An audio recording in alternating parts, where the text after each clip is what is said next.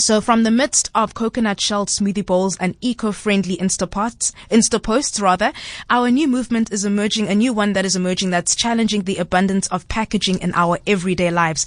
And beyond ditching the straw or the coffee cup lid, environmental warriors are now opting to forego packaging completely and embracing a new form of shopping. And this is part of a wonderful new lifestyle that borders on zero waste. That is all about zero waste. So, rather, the logic is simple. Plastic is definitely a problem. It's in our water, it's in our oceans, and even in our bodies. Can you believe it? It has gotten to that point. So the bottled water you grab at the yoga studio, because you always forget to pack your own, that could be one of the plastics that we are talking about. And also, one massive multinational study of different bottled water brands found plastic particles in almost all of them. That is actually rather disturbing. And then there's also the way plastic that is creating dense islands in the ocean. So that is how much is accumulating over time. And one video made a stir on social media. It was actually posted by a well-known surfer, Kelly Slater, and this was the one showing literal waves of trash on the beach of Santo Domingo in the Dominican Republic.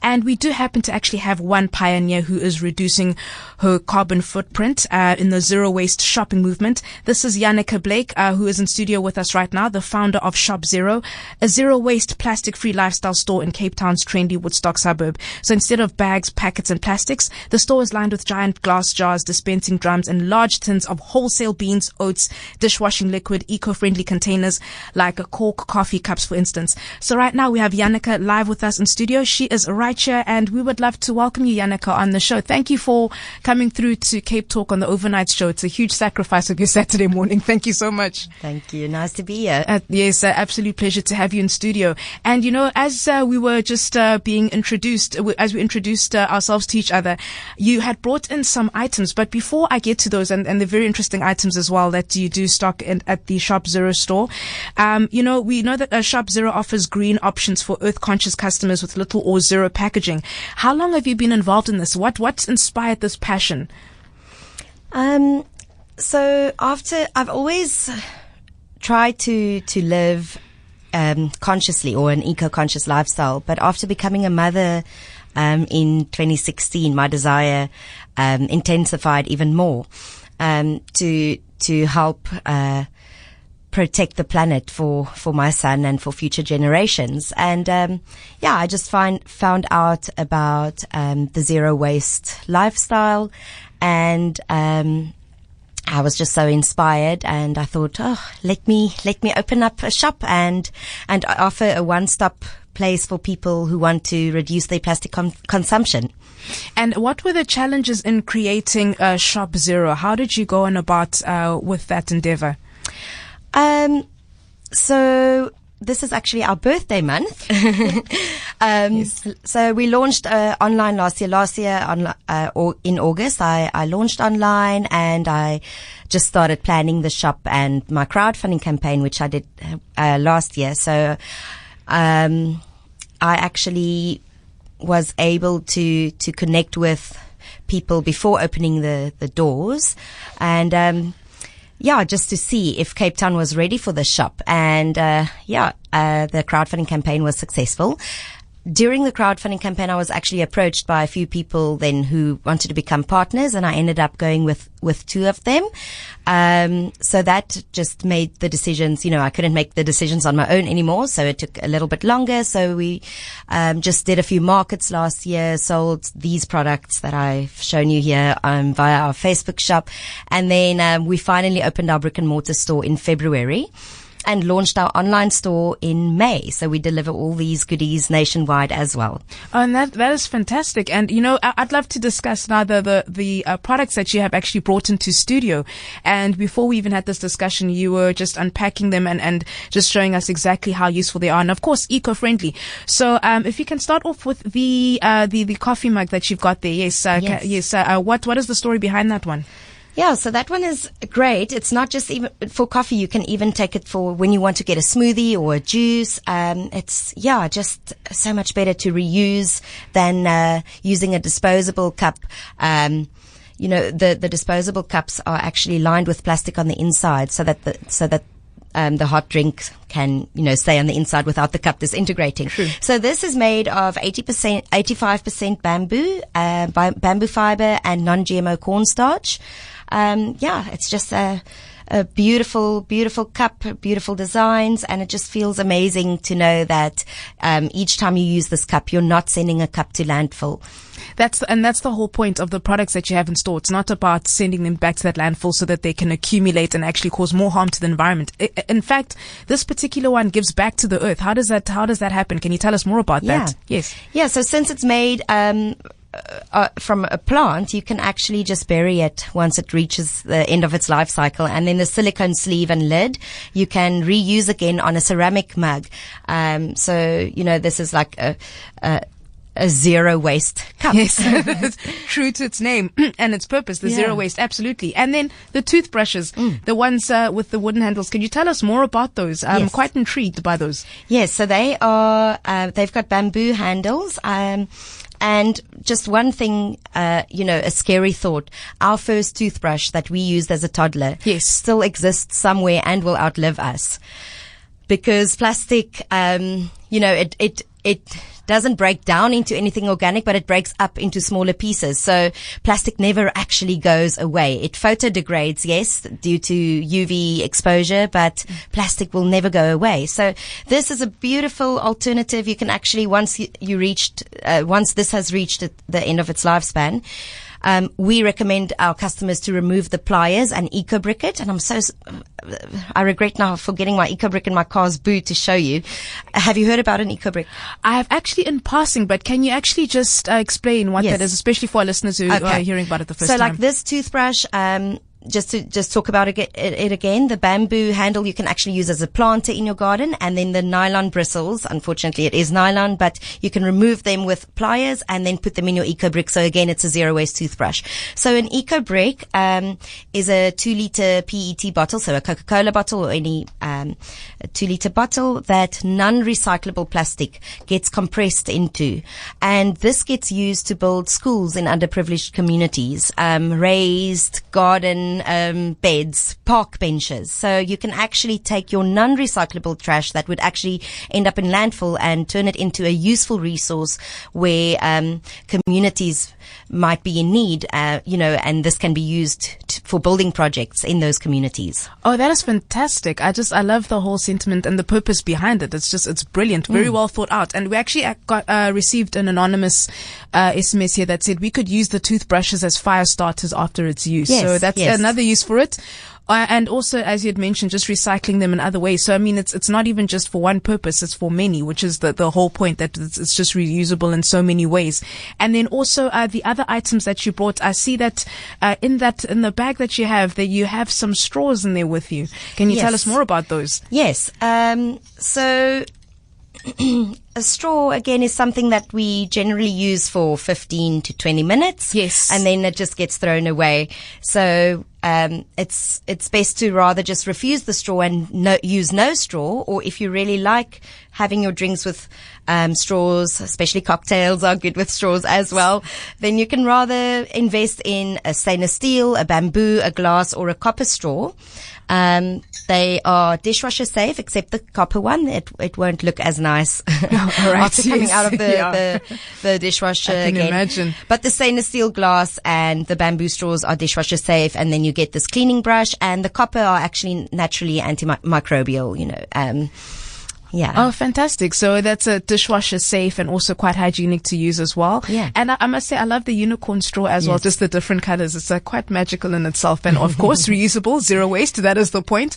And then also, I see we have some shopping accessories with us while you brought them into studio as well. Could you tell us more about those? Yes. So that over there is the reusable fresh produce bag. So instead of taking the free flimsy plastic barrier bags that are so readily available in supermarkets to weigh your veggies, you can use this bag and weigh them in that instead.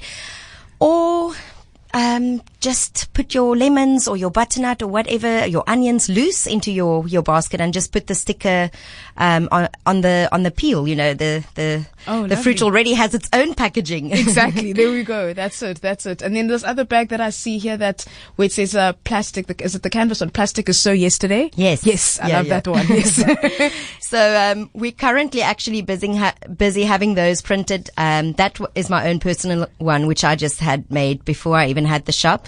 But yeah, we're busy with hemp bags, because we're actually trying to phase out all the cotton in our shop as well and replace it with hemp, because hemp is so much more sustainable than cotton, something that I also recently learned myself.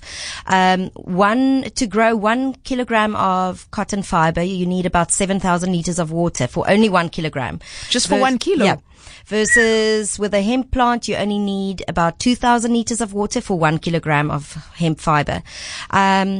Cotton also accounts for 25% of the world's pesticide usage, where hemp doesn't need any pesticides. It's a natural weed deterrent. And then the fastest growing tree on the earth takes 10 years to reach maturity, where the hemp plant takes 3 weeks. So we get our hemp bags and some other. We've got hemp T-shirts also that say on them "Plastic is so yesterday." Yes, we get that from Hemporium here in Cape Town. So yeah, everyone can take a look at that on our site if they'd like to see what it looks like. Oh, lovely. Yes. Yeah. And we will be, I've revisited the site as well, and there are quite a few interesting items. And are there any other items that you'd also like to share with us that you haven't necessarily brought into studio now, but ones that are definitely noteworthy especially for venturing into a zero waste lifestyle, other items? Yeah. Well, I think the easiest thing to start with is just to start carrying your own reusable bag. Because it's a journey. It's not a destination. Yes. I don't live 100% zero waste lifestyle myself. I aim for reducing, my plastic consumption. So the way that you can do that, I'm going to quickly tell you about the 5 R's of zero waste. So the first R is refuse. Yes. So refuse what you do not need. So if you're in the shop and they are handing out, samples in a little plastic cup and with a plastic spoon, do you really need it? Rather just refuse it. Yes, no, true, absolutely. It's little small steps. And speaking of which, I mean, I have those some of those canvas bags that I've bought, and I've said to myself, right, okay, today I'm going to use those. Yes. But as you're missioning about and adulting and just trying to just mission on about life and getting things done, somewhere in the process we always forget those at home. So even if it just starts off with that small thing, just carrying the reusable bags as opposed to always requesting the plastic ones every time you shop, and also I think maybe some of the other retailers are catching on and also trying to lean more towards a zero waste lifestyle. So yes, so we see that the movement is definitely growing. Yes. And speaking of trying to grow the movement, I do understand that earlier this year, you actually had a pop-up shop in the Woodstock Co-op. What was how was that received? How did people respond to the zero waste products that you stock? Yes. So we struggled to find the right location for our shop space. So we decided, let's pop up in the Woodstock Co-op. Yes. And that lease is coming to an end very soon. Oh, okay. But yes, we have our new shop space. We are just going to sign the lease on Monday. So, lovely. Yes. So we found our permanent space, and we've got some very, very exciting developments. So, people can just keep an eye peeled on our social media channels. We'll make those announcements next week. But yes, we decided, let's see how it goes, because we were in a shop space on the first floor. First floor is not always ideal for retail. Right. But we decided, let's just open. We've been going since August last year. People have been waiting in anticipation for us to open our doors. So we just opened in February, like I said. And we've been doing really well, and people just came to find us. And we appreciate the support so much. And then it's also great with every time somebody walks into our shop by chance, and they get to see what it's all about, and we get to chat to them and show them the 2 photos of 2 of Cape Town's landfills and chat to them about that. Yes. So that's great. Oh, fantastic. I just quickly want to tell you about the other 4 R's. So the first one of the 5 that I said is refuse. The second one, so refuse what you do not need. The second one is reduce what you do need. So try and think before you buy things. Do I really need this? Can I maybe fix it before I try and discard of it? Yes. Okay, so refuse, reduce, then reuse. So the things like these things that I have here: bags, straws, cups, and a reusable water bottle. So those are the big 4. Plastic bag, a reusable bag, a reusable straw, a reusable cup, and a reusable bottle. If you want to start with a bit of with a zero waste kit, or just a way to reduce the amount of plastic in your life, or single use plastic, then you can start with those 4 items and just always carry them with you. For ladies, it's easy. We can keep our reusable bags in our handbags. Men, you can keep it in your laptop bag or in your backpack or just in your car. And just set yourself small goals. Say to yourself, this week I'm going to just try and remember to take my bags. And if you do forget it, like I even did today, I went to the shops and it was an unexpected visit the first time. The second time I actually forgot my bags, but I just carried my things out in my arms and put it in the car, and then went back into the next shop. It was a bit inconvenient for me, but not inconvenient for our planet. Absolutely. Yes, it's about taking all the great strides. And speaking of which, I actually have a question that came in. I actually have I've got 2 of them. The first one, what about when it comes to using black bags for dirt in the kitchen? How do you, when it comes to disposable waste, how do you navigate your way around that? Yes. Okay, so I'm going to just mention the 4th and the 5th R so that I can answer that question. Sure. So firstly, refuse, reduce, and reuse. Next, recycle, because recycling is important. Our landfills are reaching capacity. Cape Town's actually South Africa's landfills. So refuse, reduce, reuse, and recycle. Recycling is important, but refusing, reducing, and reusing that precedes that is actually more important. And lastly, the last R is rot, or compost your kitchen waste. So, if you try and follow these steps, you will have a really small amount of waste in your general bin. So you actually don't need a black bag, because all your wet waste, your kitchen scraps, will go into your compost heap. So you can use a newspaper to line your bin. And you just take it out and roll it up and you can throw it away like that. But again, also, like I said, you can also eco-brick your non-recyclable plastic. So if you try and do these steps, and people are welcome to come into the shop and chat to us about it. We also often have workshops in our shop.